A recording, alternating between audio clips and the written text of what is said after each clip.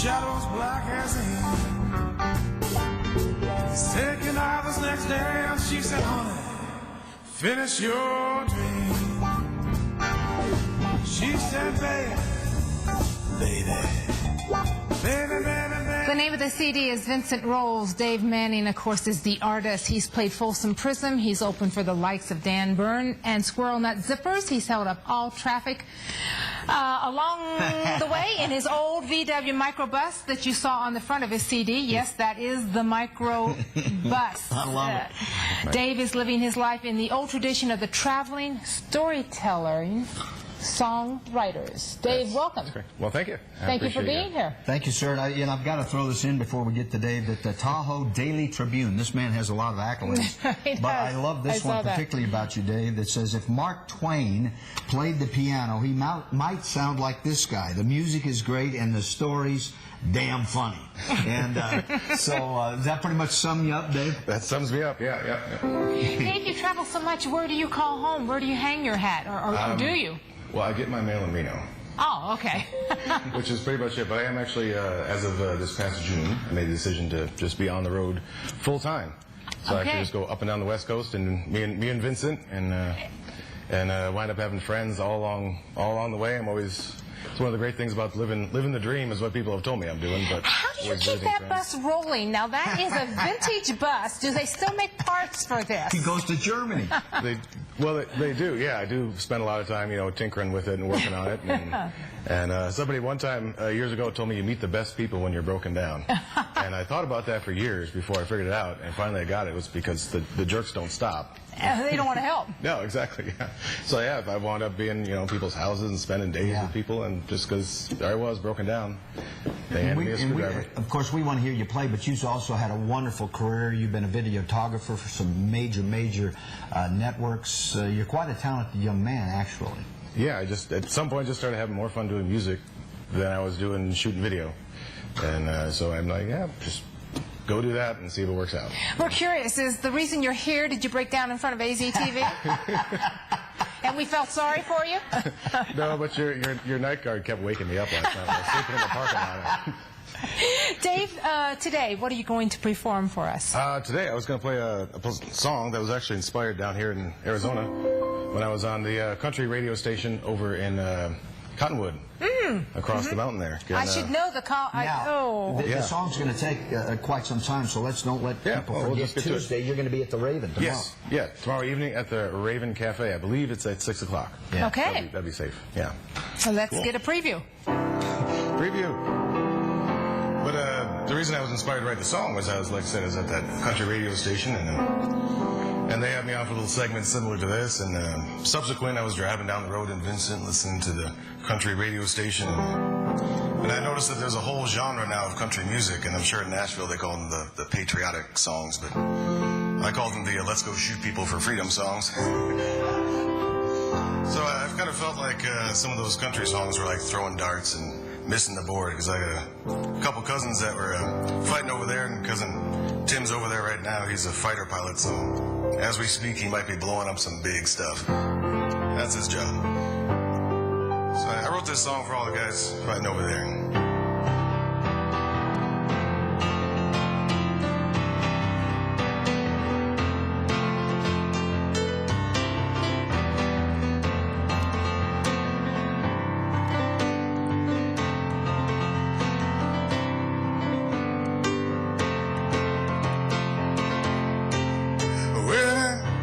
It's hard that morning,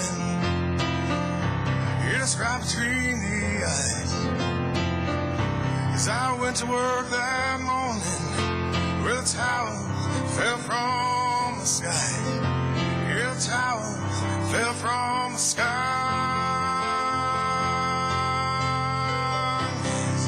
They attacked freedom, they attack you and I. We're dying young and strong, and we didn't ask why, didn't bother asking why.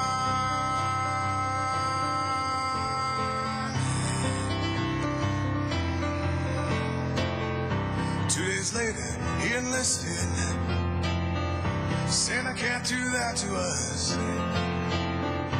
We rode down to Fort Bragg in the back of a Greyhound bus, saying don't mess with the U.S., don't mess with us. Well, now, he's gonna fight for freedom. He's gonna fight for you and I. Well, he's brave, young and strong for America. He's willing to die for freedom. He's willing to die.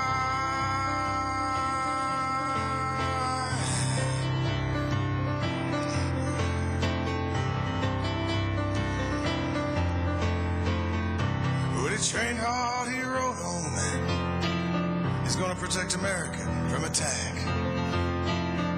Gonna bring the fight to the terrorists, but instead they sent him to Iraq.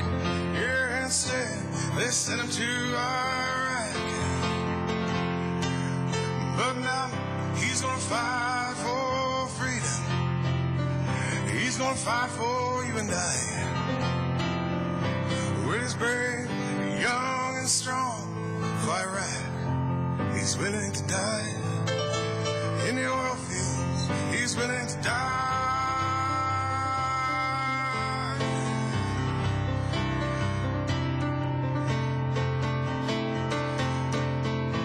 He was there for one day in a convoy rolling down the road, laughing, smoking cigarettes when a pipe bomb did explode. Well, he died by the side of the road. But then tell me he died for freedom. They're saying he died for you and I. Well, he died young and strong, and I don't know why. Why did he have to die?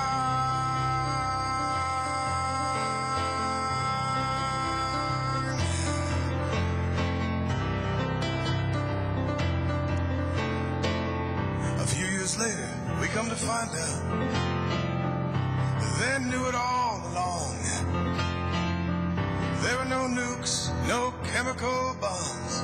Our justification is all gone. The imminent threat was wrong. Iraq was no threat all along. So he didn't die for freedom. He didn't die for you and I. Well, he died young and strong. Now they're telling me it was all a lie. They're saying it was all a lie. It was a lie. Nuclear bombs, they were a lie. Chemical bombs, they were a lie. Imminent threat, it was a lie. Iraq was a lie. He died for life.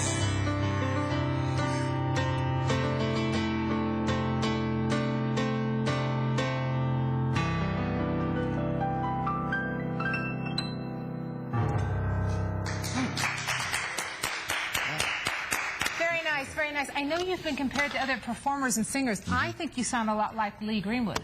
Wow. Have you ever been told that? Well, there's an irony. Yes. Yeah. I actually got to see him when I was a kid. A very unique voice. Great voice, Dave. Thank you very much. Again, you're going to be at the Raven tomorrow night right here in downtown Prescott. That's correct, yeah. You're the first one who's indicated they want to be paid to play on the show, though.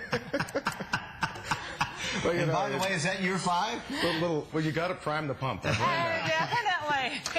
Anyway, very best to you, Dave, as you and Vincent roll along. And again, don't miss him tomorrow night at the Raven. Game time, 6 o'clock? 6 o'clock. Yeah, Super Bowl 42. No, wait. Thank you, Dave.